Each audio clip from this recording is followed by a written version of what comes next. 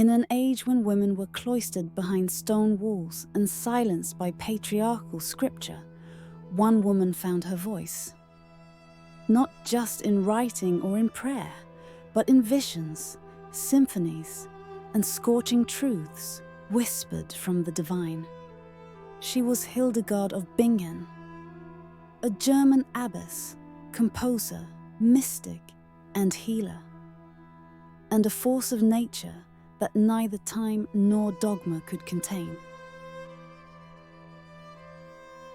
The Stoic Female and Beyond presents Hildegard of Bingen, Mystic of the Rhine. Part 1. The Child of Light. Hildegard was born in 1098 in the Rhineland, the 10th child of a noble family. From early childhood, she claimed to receive vivid visions, scenes of fire, light, and cosmic order. Her family, unsure what to make of these revelations, placed her in a Benedictine monastery by the age of 8. She would remain cloistered for decades, but her mind? Never imprisoned. She was educated in Latin, theology, and music.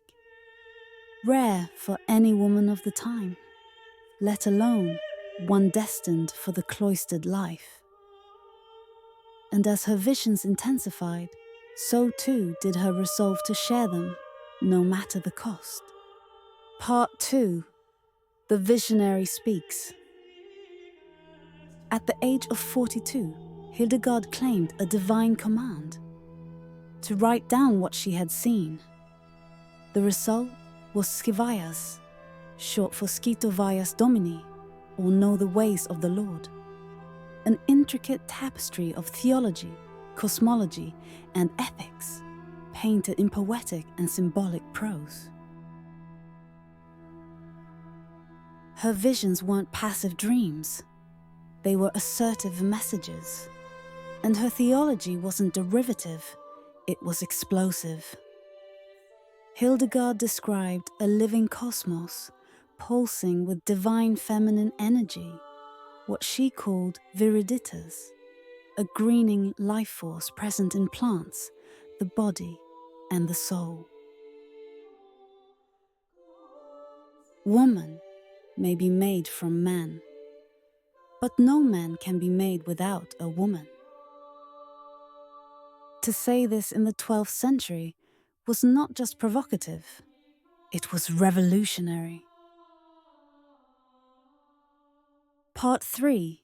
Music of the Spheres. But Hildegard's voice was not limited to the written word. She composed over 70 pieces of sacred music, ethereal, haunting chants that soared above the liturgical norms of the time. Her compositions honored the Virgin Mary, female saints, and the mystical union between soul and spirit. Today, scholars call her the first known female composer in Western music history. But to Hildegard, music was more than melody. It was medicine for the soul, divine vibration, the breath of creation itself. Centuries later, her voice continues to resonate, literally. Modern soprano and conductor Barbara Hannigan, known for her boundary-pushing interpretations, has released a contemporary album inspired by Hildegard's works. Her soaring vocals and minimalist arrangements bring new life to these ancient chants, proving that Hildegard's vision still speaks to modern ears and restless spirits.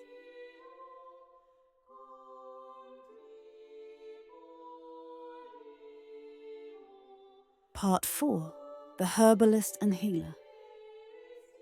Hildegard also turned to the earth. She wrote 2 major medical texts, Physica and Causae et Curae, which combined empirical observation with spiritual insight. Her remedies included fennel for digestion lavender for clarity, and holistic treatments that connected body, mind, and spirit. She viewed the human being as a microcosm of the divine.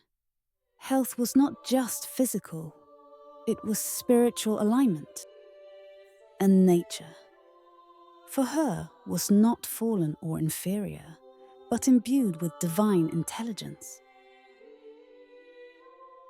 Part 5. The Political Abbess. Hildegard didn't just write from the safety of her abbey. She confronted emperors, challenged bishops, and corresponded with popes.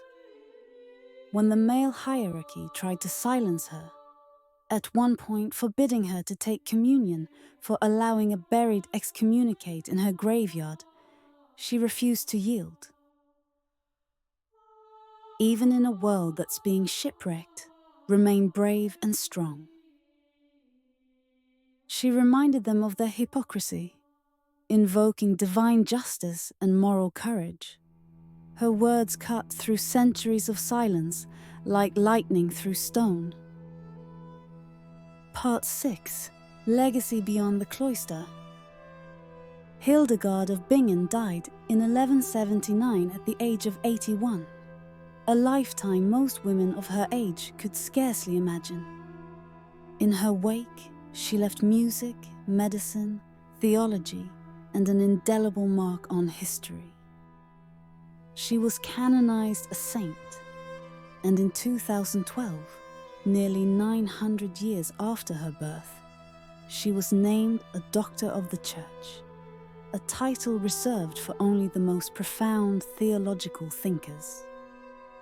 She was not a Stoic in the Roman sense, but she lived stoically, with clarity, discipline, and fierce inner freedom.